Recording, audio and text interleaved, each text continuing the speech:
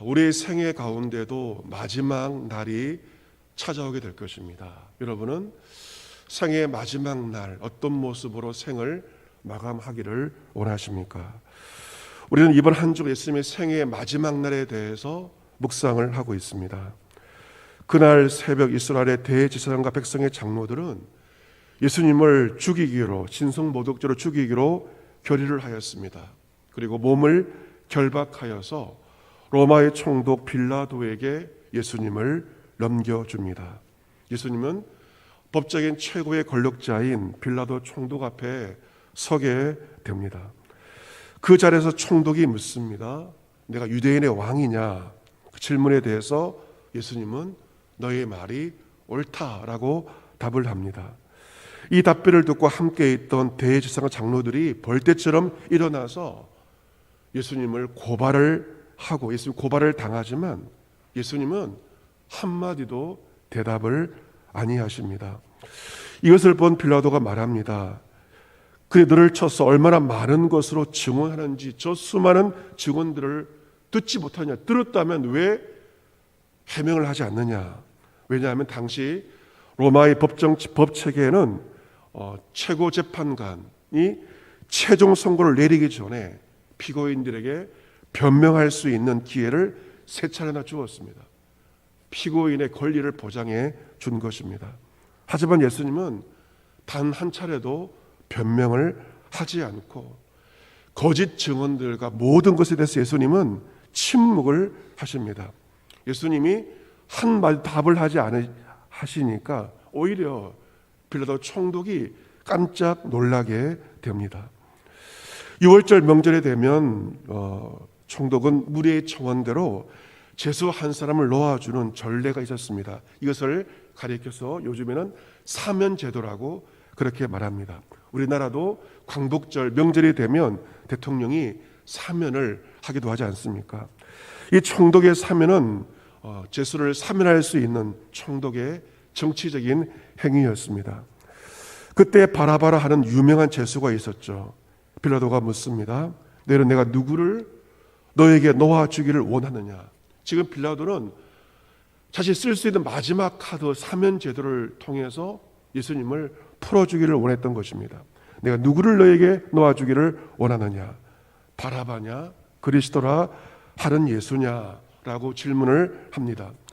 총독이 재판석에 앉아있을 때 그의 아내가 급히 사람을 보내어 말하는, 이것은 마태복음에만 이 장면이 기록되어 있습니다.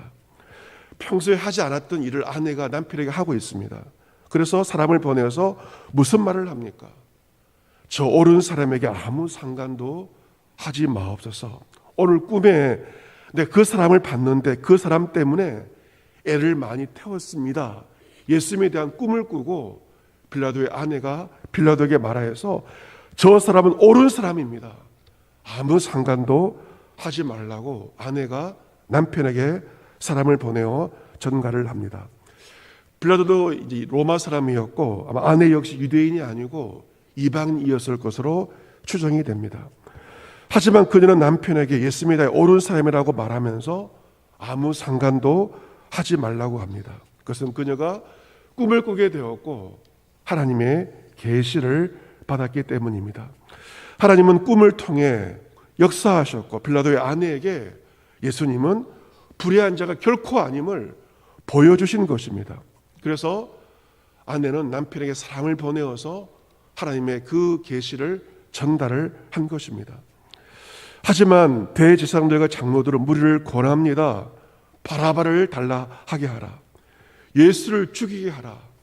무리들 충동을 하게 됩니다. 그러자 충동을 받은 무리들은 예수를 십자가에 못 박으라고 빌라도에게 이야기를 합니다.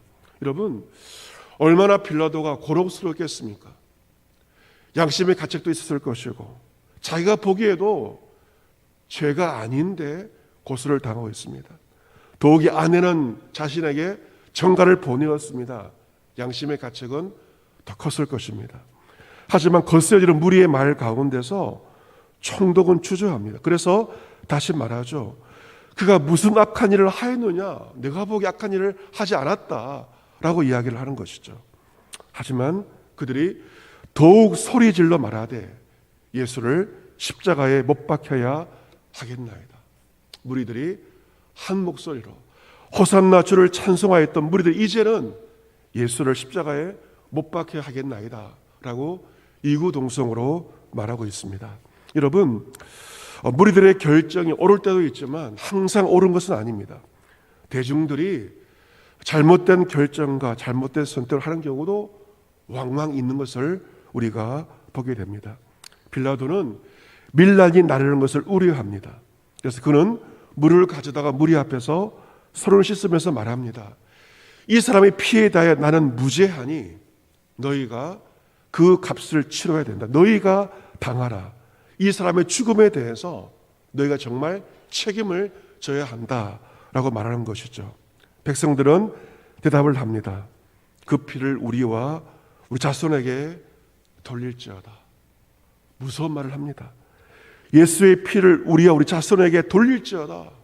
무리들이 이 말을 한 것이죠. 결국 유대인들은 그 피값을, 죄값을 담당하였습니다. 그로부터 40년이 지난 다음에 AD 70년경 로마 군대 예루살렘을 점령하였고 그 성 쑥대밭이 되었고 예루살렘 성전은 완전히 무너지게 되었고 그들의 말에 값을 이스라엘 백성들은 지불을 하게 되었습니다. 그로부터 1900년이 지나서 히틀러에 의해서 유태인들은 무려 600만 명이 가스실에서 죽임을 당하게 되었습니다. 너희가 그 사람의 죽음에 대해서 책임을 져라. 그 피를 우리와 우리 자손에게 돌릴지어다. 그 죄값을 결국 그들과 그들의 자손들이 치르게 되었습니다. 26절에 빌라도는 그들의 요구대로 바라바를 풀어줍니다.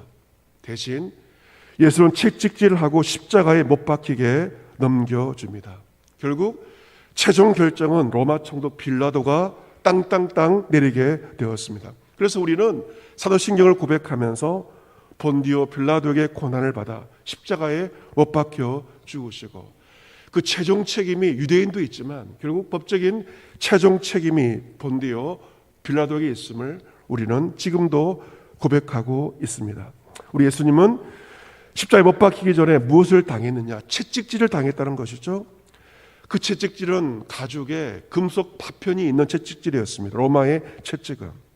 그 채찍을 맞으면 살가죽이 찢겨지게 되고 뼈가 드러나는 치명적인 형벌이었는데 십자가에 넘겨지기 전에 채찍질을 당한 예수 그리스도의 모습을 보게 됩니다. 사랑하는 성도 여러분, 여러분의 모습이 오늘 본문에 나와 있는 빌라도와 같지는 않습니까? 여러분 어제 하루 누구의 음성을 듣고 누구의 말을 듣고 하루의 삶을 살았습니까? 우리에게 말씀하신 하나님의 음성을 들으시면서 하루의 삶을 살았습니까? 아니면 사람들이 어떤 소리를 내고 있는지 대다수 사람들의 음성을 들으면서 하루의 삶을 살지 않았습니까? 여러분, 세상의 소리는 크게 우리에게 들립니다. 하지만 주님의 음성은 우리에게 세미하게 들립니다.